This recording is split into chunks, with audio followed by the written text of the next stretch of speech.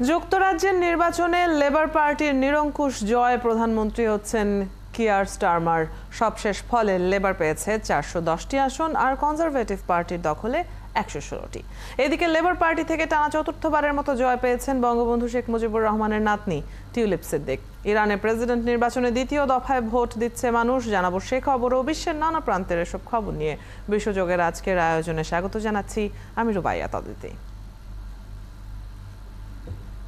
যুক্তরাজ্যের নির্বাচনে লেবার পার্টির নিরঙ্কুশ জয়ের মধ্য দিয়ে প্রধানমন্ত্রী হচ্ছেন কিয়ার স্টারমার। সব আসনের ফল না আসলেও সংখ্যাগরিষ্ঠতা পাওয়ার জন্য প্রয়োজনীয় 326 আসনের বাধা পেরিয়ে গেছে দলটি। এখন পর্যন্ত লেবার পার্টি 410টি আসনে জয় পেয়েছে। অন্যদিকে কনজারভেটিভ পার্টির দখলে 119টি আসন। এরই মধ্যে পরাজয় স্বীকার করে স্টারমারকে অভিনন্দন জানিয়েছেন কনজারভেটিভ নেতা ঋষি সুনাক। মনিরুজ্জামান বাবুর প্রতিবেদন।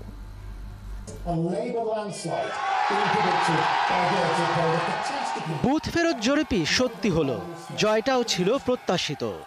যুক্তরাজ্যে টানা 14 বছর পর ক্ষমতা থেকে সরে যেতে হচ্ছে কনজারভেটিভ পার্টিকে। বিদায় নিতে হবে প্রধানমন্ত্রী ঋষি সুনাককে। এদিকে সবকিছু ঠিক থাকলে ব্রিটেনের পরবর্তী প্রধানমন্ত্রী হতে চলেছেন বামপন্থী লেবার পার্টির নেতা কিয়ার স্টারমার। সরকার গঠনের জন্য রাজনৈতিক দলগুলোকে অর্ধেকের বেশি অর্থাৎ অন্তত 326টি আসনে জয় পেতে হবে। লেবার পার্টি ইতিমধ্যেই সেই ম্যাজিক ফিগার পার করেছে। এদিকে নিজ আসনে জয় লাভের পর বিরোধী দল লেবার পার্টির নেতা কিয়ার স্টারমার বলেছেন, দেশটির জনগণ পরিবর্তনের জন্য ভোট দিয়েছেন।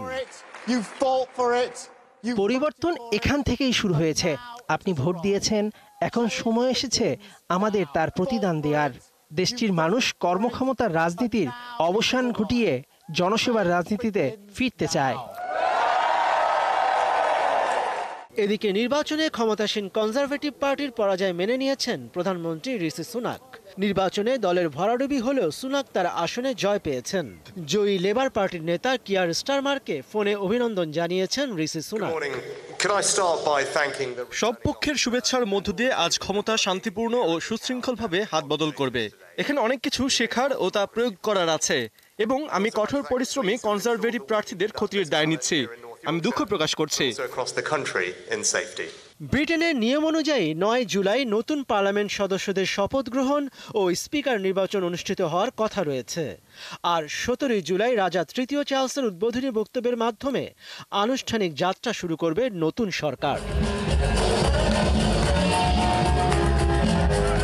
মনিরুজ্জামান বাবু, 71। এ বিষয়ে বিস্তারিত জানাতে যুক্তরাজ্য থেকে সরাসরি যোগ দিচ্ছেন সুইন্ডনের কাউন্সিলর সুমন রায়। আপনাকে স্বাগত জানাচ্ছি 71-এ। দীর্ঘ 14 বছরের ক্ষমতায় থাকার পর কনজারভেটিভ দলের বড় পরাজয়ের শঙ্কা দেখা দিয়েছে। কি কারণে বিপর্যয়ের মুখে পড়েছে দলটি? ধন্যবাদ। আজকে আপনারা নিশ্চয়ই জানেন যে লেবার বিপুল সংখ্যক সংখ্যাগরিষ্ঠ নিয়ে ক্ষমতায় এসেছে। আসলে এটা খুবই দুঃখের কনজারভেটিভ পার্টির জন্য যে 410টা সিট লেবার পেয়েছে এবং 119টা Conservative. It's a huge difference. আসলে কি এটা একদিনে হয়নি, তো এটা অনেক দিনে তিলে তিলে মানুষের মধ্যে দানা বেঁধেছে। কনজারভেটিভের আপনি যদি একটু নির্বাচনটা লক্ষ্য করেন, কনজারভেটিভের ভোটাররা সবাই যে লেবারকে ভোট দিয়েছে তা না, কিন্তু তারা কনজারভেটিভকে হারাবে এই ধরনের একটা টেন্ডেন্সি তাদের মধ্যে কাজ করে আসছে। মানে যে তারা কনজারভেটিভকে ভোট দেবে না, কিন্তু অন্য পার্টিকে ভোট দিবে। তারা আবার লেবারকেও খুব বেশি সমর্থন করবে না। একটু লেবার অ্যাডভান্টেজ নিয়েছে। আপনারা যদি দেখেন যে খুব বাগা বাগা খুদ সাবেক প্রাইম মিনিস্টার লিজ ট্রাস, সেও কিন্তু হেরেছে। জাস্টিস সেক্রেটারি আমার যে কনস্টিটিউয়েন্সি, এখানে রবার্ট বাকলেন, সে সাবেক জাস্টিস সেক্রেটারি ছিল, ওয়েলস মিনিস্টার ছিল, সেও কিন্তু বিপুল ভোটের ব্যবধানে কিন্তু হেরেছে। এটা আসলে আপনারা যদি দেখেন কনজারভেটিভ একটা বৈষয়িক কারণে কিন্তু তারা এই ডিফিকাল্টিসটার সম্মুখীন হয়েছে। প্রথমত ব্রেক্সিটের একটা ধাক্কা, তারপর কোভিড-19 মহামারী, এটা সারা পৃথিবীকে তোলপাড় করেছে। তারপর রাশিয়া ইউক্রেনের যুদ্ধে cost of living, cost of price very high হয়ে মানুষকে খুব ডিপ্রেসড করেছে। তারপর প্যালেস্টাইন এবং যে গাজার যে যুদ্ধ, সবকিছু মিলিয়ে কনজারভেটিভ পার্টি কিন্তু মানে এই অর্থনীতিকে কোনোভাবেই ট্যাকেল করতে পারতেছিল না। মানুষের যে চাহিদা এটা মিট আপ করা তাদের জন্য খুব সম্ভব হচ্ছে না। কিন্তু Rishi Sunak was very very dynamic prime minister ছিল। কিন্তু জি, কিয়ার স্টারমার নির্বাচিত হলে তাকে মূল্যস্ফীতি সহ কি ধরনের অর্থনৈতিক চ্যালেঞ্জগুলো মোকাবেলা করতে হবে আগামী দিনগুলোতে? আপনি বলছিলেন মূল্যস্ফীতির কারণে মানুষের মধ্যে একটা ডিপ্রেশন কাজ করছে। রাইট। ইতিমধ্যেই আপনারা যে জানেন যে ঋষি সুনাক কিন্তু এই যে মূল্যস্ফীতি কমিয়ে এটা কিন্তু এখন the inflation, current inflation in UK 4.2%, bank of ইংল্যান্ডের বেস রেট জাস্ট অ্যাবাভ 5%। এটা কিন্তু যদি আপনি লাস্ট ইয়ারের প্রথম দিকেও দেখেন ইনফ্লেশন কিন্তু ওভার 11% ছিল। এটাকে কিন্তু ঋষি সুনাক কিন্তু ট্যাকেল করেছে, because he was a investment banker, he was a financial analyst. সবকিছু মিলিয়ে Rishi Sunak was very dynamic and then he was trying to get resolve it as quick as possible before the election. But the overall economic situation, cost of living, এটাকে কিন্তু defect করেছে। কিন্তু care Starmer he will be trying, but এটার যে খুব বেশি একটা বড় ধরনের সে পরিবর্তন ইমিডিয়েটলি একটা ম্যাজিক আলাদিনের চেরাগের মতো সে যে কাজ করে মানুষকে হ্যাপি করাইতে পারবে, এটা মনে হয় না খুব দ্রুতই সম্ভব। But everyone will be trying to get resolve it. জি, আপনি গাজা ও ইউক্রেন যুদ্ধের প্রসঙ্গে বলছিলেন। এসব যুদ্ধে যুক্তরাজ্যের ভূমিকা নিয়ে লেবার পার্টির মধ্যে তো বিভক্তিও রয়েছে। স্টারমার এক্ষেত্রে কি ধরনের কৌশল নিতে পারেন? আসলে আপনারা জানেন যে যুক্তরাজ্যের ফরেন পলিসির ক্ষেত্রে কিন্তু খুব বেশি বড় ধরনের চেঞ্জ যে হবে তা ধারণা করা হয় না। কিন্তু এখানে হোম পলিসি, যে আপনারা যদি জানেন যে এই রুয়ান্ডার যে নীতিটা করেছিল যে ঋষি সুনাক এখানে যে ইমিগ্রেন্টদেরকে সে ডিপোর্ট করবে to safeguard the border force and then stop coming the boat from the outside. So ওই পলিসিটাকে কিন্তু কেয়ার স্টারমার বলছে যে না, সে এটাকে বাতিল করবে ক্ষমতা আসার পরে। তারপর ইমিগ্রেশন, আপনার ফরেন পলিসি আর যুদ্ধের ব্যাপারে এটা যে খুব বেশি বড় ধরনের একটা চেঞ্জ আসবে তা না, দেখা যাবে সময় ব্যাপার। অনেক ধন্যবাদ আমাদের সাথে আজকে যুক্ত হবার জন্য, এবং বেশ কিছু বিষয়ে আপনার পর্যবেক্ষণ আমরা জেনে নিয়েছিলাম। দর্শক, যুক্তরাজ্যের সুইন্ডন থেকে প্যারিস কাউন্সিলর সুমন রায় আমাদের সাথে যুক্ত ছিলেন এতক্ষণ। কথা হচ্ছিল সেখানকার নির্বাচন প্রসঙ্গে। যুক্তরাজ্যের সাধারণ নির্বাচনে টানা চতুর্থবারের মতো জয় পেয়েছেন বঙ্গবন্ধু শেখ মুজিবুর রহমানের নাতনি টিউলিপ সিদ্দিক। ব্রিটেনের হ্যাম্পস্টেড অ্যান্ড হাইগেট আসন থেকে এমপি হিসেবে পুনর্নির্বাচিত হয়েছেন তিনি। এবারের নির্বাচনে 23,432 ভোট পেয়েছেন টিউলিপ। এদিকে তার প্রতিদ্বন্দ্বী কনজারভেটিভ পার্টির প্রার্থী ডন উইলিয়ামস পেয়েছেন 8,462টি ভোট। টিউলিপ ছাড়াও ব্রিটেনের নির্বাচনে জয় পেয়েছেন বাংলাদেশি বংশোদ্ভূত ডক্টর রূপা হক। এছাড়া লেবার পার্টি থেকে টানা পঞ্চমবারের মতো এমপি নির্বাচিত হয়েছেন বাংলাদেশি বংশোদ্ভূত রুশনারা আলী। টাওয়ার হ্যামলেটসের বেথনাল গ্রিন অ্যান্ড বো আসন থেকে জিতেছেন তিনি।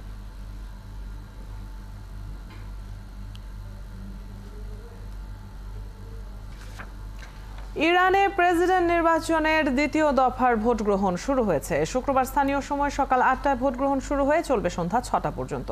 ভোটার উপস্থিতির ভিত্তি প্রয়োজনে সময় বাড়ানো হতে পারে। এরই মধ্যে রাজধানী তেহরানে ভোট দিয়েছেন দেশটির সর্বোচ্চ নেতা আয়াতুল্লাহ খামেনি। তিনি সর্বস্তরের জনগণকে স্বতঃস্ফূর্তভাবে ভোট কেন্দ্রে উপস্থিত হয়ে তাদের রায় প্রদানের আহ্বান জানিয়েছেন। সর্বোচ্চ নেতা বলেছেন, ভোটাররা যত বেশি সুস্পষ্টভাবে তাদের রায় ঘোষণা করবেন, দেশের শাসন ব্যবস্থা রাষ্ট্রকে এগিয়ে নেওয়ার পাশাপাশি আন্তর্জাতিক অঙ্গনে তত বেশি কার্যকর ভূমিকা রাখতে সক্ষম হবে। দ্বিতীয় ধাপের নির্বাচনের প্রতিদ্বন্দ্বিতা হচ্ছে সাবেক স্বাস্থ্যমন্ত্রী ও সংস্কারপন্থী নেতা মাসুদ পেজেশকিয়ান ও সাবেক প্রধান পরমাণু আলোচক কট্টরপন্থী সাইদ জলিলের মধ্যে।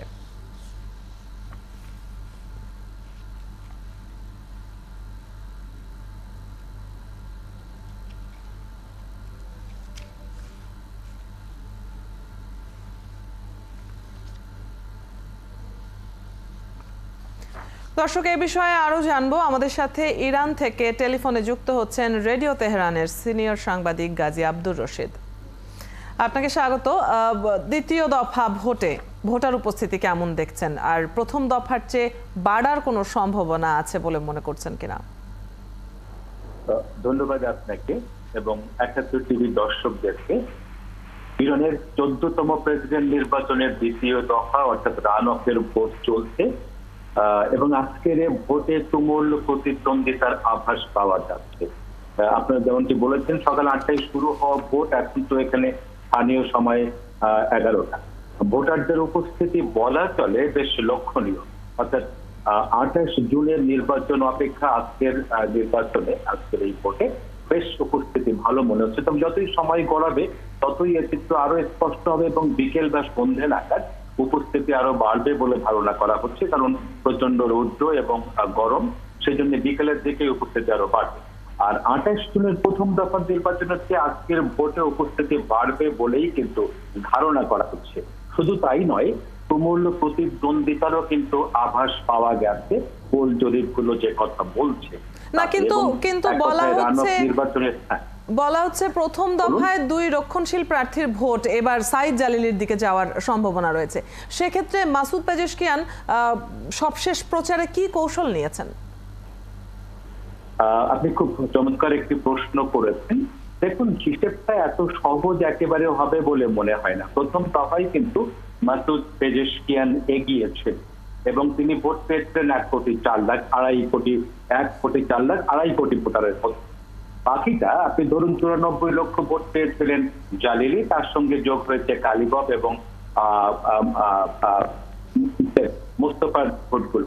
কিন্তু প্রশ্ন যেটি হচ্ছে, এবারের ভোট টার্ন আউটটা বেশি হবে এবং শেষ মুহূর্তে মাসুদ পেজেশকিয়ান তার পররাষ্ট্রনীতির বিষয়ে কিন্তু বেশ জোর। তিনি বলেছেন পূর্ব এবং পশ্চিমের সাথে তিনি একটি ভারসাম্যপূর্ণ পররাষ্ট্রনীতির দিকে এগিয়ে যান। এই কৌশলটি তার বিশেষ কৌশল এবং অর্থনৈতিক বিষয়টির উপর জোর দিয়েছেন। তবে একথাটা কিন্তু মনে রাখতে হবে, ইরানের অবকাঠামোর বাইরে গিয়ে কিন্তু রক্ষণশীল বলেন আর সংস্কারপন্থী যাকেই বলেন না কেন, তারা কিন্তু কোনো নীতি গ্রহণ করতে পারবে না। এটা একটা সরল সহজ সমীকরণ। গেলবার মানে প্রথম দফায় যে ভোট হলো, ইতিহাসে সবচেয়ে কম ভোটার উপস্থিতি দেখা গেছে, এমনটি আমরা খবরে জানছিলাম। ইরানের মানুষের ভোট দানে অনাগ্রহের কারণ কি? ঠিক একেবারেই যে অনাগ্রহ একথা তো বলা যাবে না। পোল হয়েছে ধরুন ৬ কোটি ভোটারের মধ্যে ২.৫ কোটি ভোট গতবারে পোল হয়েছিল। সব মিলিয়ে বাদ দেওয়া ভোটগুলো বাদ দিলে 40%। তো 40% ভোট গতবারে অর্থাৎ ২৮ জুনের নির্বাচনে এসেছিল। সেটা তো একেবারে অনাগ্রহ বলা যাবে না। আমরা বিশ্বের দিকে তাকালেও তো এরকম বহু নির্বাচন দেখি কত পার্সেন্টের ভোট পড়ে।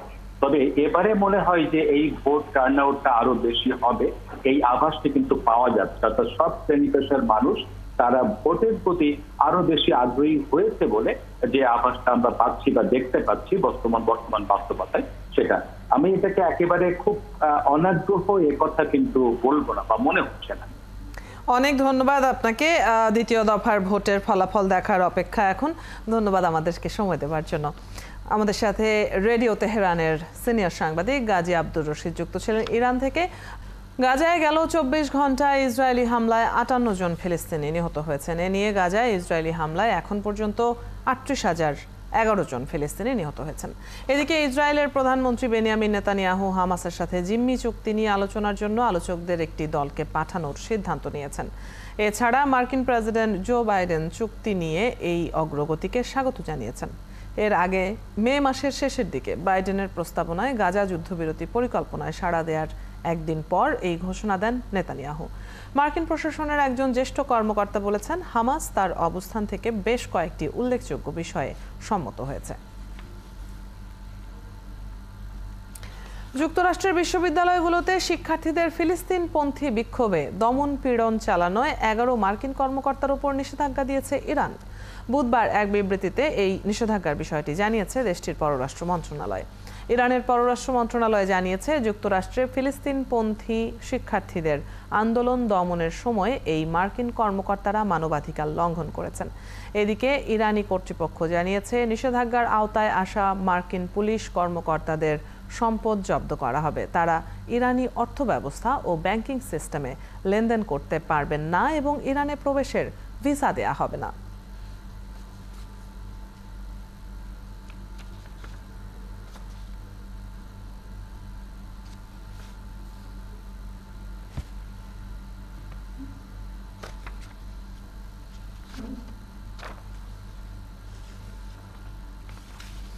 ফিলিস্তিনের প্রতি সমর্থন জানিয়ে অস্ট্রেলিয়ার রাজধানী ক্যানবেরায় পার্লামেন্ট ভবনের ছাদে উঠে বিক্ষোভ করেছেন বিক্ষোভকারীরা। বৃহস্পতিবার ক্যানবেরায় অস্ট্রেলিয়ার পার্লামেন্টের ছাদে উঠে পড়েন কালো পোশাক পরিহিত ফিলিস্তিনপন্থী 4 বিক্ষোভকারী।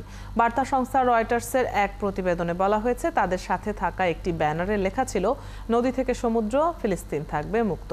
এ সময় বিক্ষোভকারীদের মধ্যে থেকে একজন ইসরায়েল সরকারের বিরুদ্ধে যুদ্ধাপরাধের অভিযোগ তোলেন।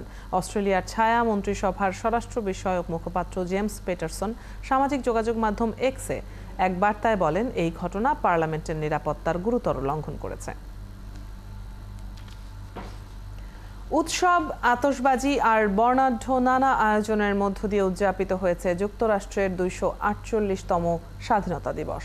দিনটির প্রধান আকর্ষণ ছিল নিউ ইয়র্কে হাডসন নদীর পাড় জুড়ে চেইন স্টোর মেসিসের আয়োজনে জমকালো আতশবাজি, যা দেখতে ভিড় করেন অসংখ্য মানুষ। এই দিনে আমেরিকার আরও সমৃদ্ধি কামনা করেন দেশটির মানুষ। নিউ ইয়র্ক থেকে আরও জানাচ্ছেন শামীম আলামিন।